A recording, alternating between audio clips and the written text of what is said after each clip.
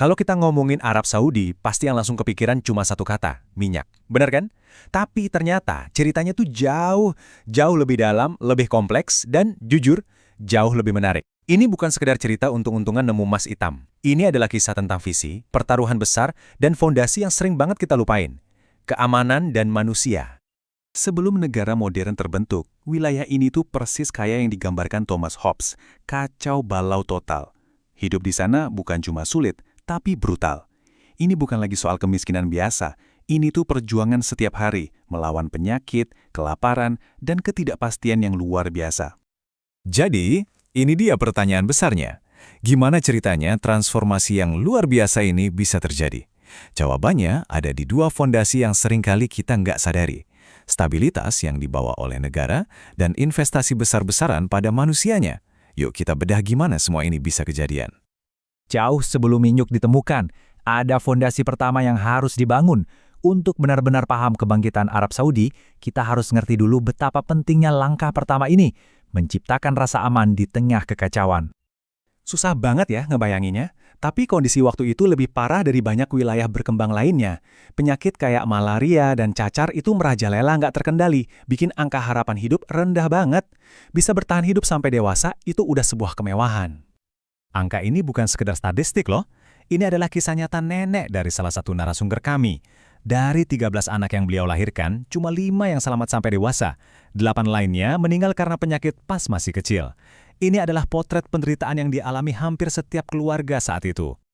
Nah, jadi poin krusialnya itu ini, pembentukan negara Saudi modern itu ibaratnya fondasi paling dasar. Ini mengakhiri kekacauan antar suku dan menciptakan lingkungan yang stabil. Tanpa keamanan dasar ini, nggak bakal ada pembangunan, nggak akan ada eksplorasi minyak, nggak ada apa-apa. Oke, sekarang baru kita ngomongin soal minyak. Tapi buang jauh-jauh deh pikiran kalau ini cerita nemu harta karun yang gampang. Ini lebih mirip cerita judi besar-besaran yang hampir aja gagal total. Coba bayangin, di tengah-tengah depresi besar, sebuah perusahaan Amerika nekat mempertaruhkan segalanya di gurun tandus ini. Sumur pertama, kering. Sumur kedua, kering juga. 6 sumur dibor selama bertahun-tahun, dan semuanya gagal. Duit terkuras habis, dan para ahli geologi mulai putus asa. Di titik ini, para bos di San Francisco udah hilang sabar. Mereka udah keluar duit banyak banget tanpa hasil apa-apa. Perintahnya jelas, hentikan proyek ini, beres-beres, dan pulang. Proyek Saudi ini dianggap gagal total.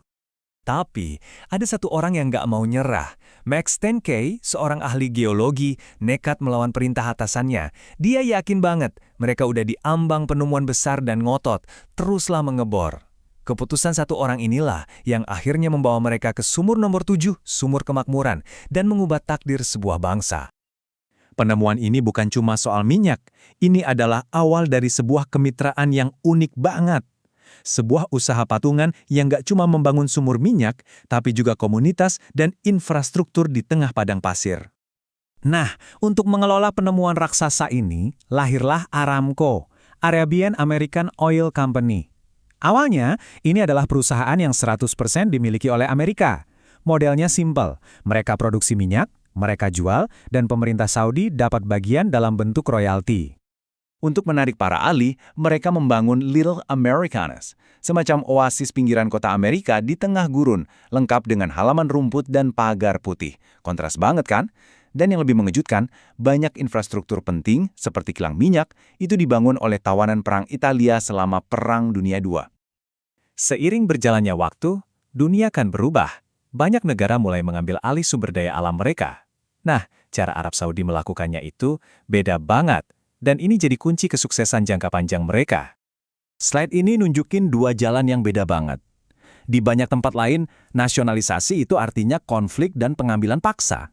Tapi di Arab Saudi, pendekatannya adalah negosiasi yang super sabar, makan waktu lebih dari 10 tahun untuk membeli kembali perusahaan itu secara damai.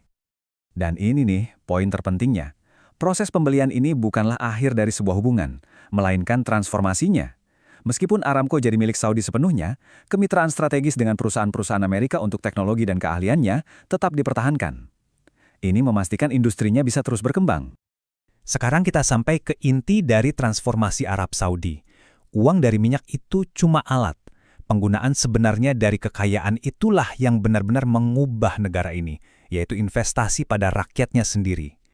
Yuk, kita lihat kisah pribadi yang luar biasa ini. Ini kisah tentang ayah dari narasumber kita. Seperti banyak orang lainnya, dia pengen banget kerja di Aramco, pusat kemakmuran kan? Tapi dia ditolak cuma karena alasan sederhana seperti penglihatannya yang kurang baik. Tapi, untuk ayahnya dan satu generasi penuh, negara melakukan sesuatu yang radikal. Mereka mengambil pendapatan minyak dan mengubahnya jadi kunci pembuka pintu, yaitu program beasiswa pemerintah, sebuah investasi langsung pada potensi rakyatnya. Lihat deh perjalanan yang luar biasa ini. Dia belajar mati-matian sambil kerja untuk menghidupi keluarganya. Lulus SMA di usia 27. Kemudian negara mengirimnya ke Amerika untuk jadi insinyur. Dia kembali sebagai seorang profesional yang berkualitas dan perusahaan yang pernah menolaknya kini menyambutnya dengan tangan terbuka. Kisah ini adalah cerminan dari ribuan kisah lainnya. Dan investasi ini nggak cuma di bidang pendidikan. Pemerintah secara sistematis membangun pilar-pilar negara modern, rumah sakit untuk memberantas penyakit, sistem peradilan untuk menggantikan hukum suku. Pelan-pelan tapi pasti, loyalitas pun bergeser.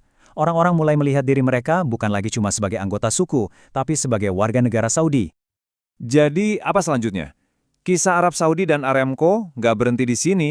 Mereka sekarang justru lagi bersiap untuk masa depan, di mana minyak mungkin nggak lagi menjadi sumber daya utama. Grafik ini menunjukkan pertaruhan mereka berikutnya. Aramco Ventures, lengan investasi teknologi mereka, itu nggak cuma tumbuh, tapi meledak. Dari modal awal $0,5 miliar, mereka sekarang menargetkan investasi puluhan miliar dolar untuk teknologi masa depan di seluruh dunia. Ini bukan lagi sekedar diversifikasi, ini adalah upaya membangun ekonomi baru dari nol. Inilah pertanyaan penutupnya. Kisah Arab Saudi adalah salah satu transformasi tercepat dalam sejarah manusia yang didorong oleh keamanan, kemitraan yang cerdas, dan investasi pada rakyatnya. Pertanyaannya sekarang adalah, apakah fondasi yang sama dapat membantu mereka menciptakan revolusi berikutnya, yaitu masa depan pasca minyak? Waktu yang akan menjawabnya.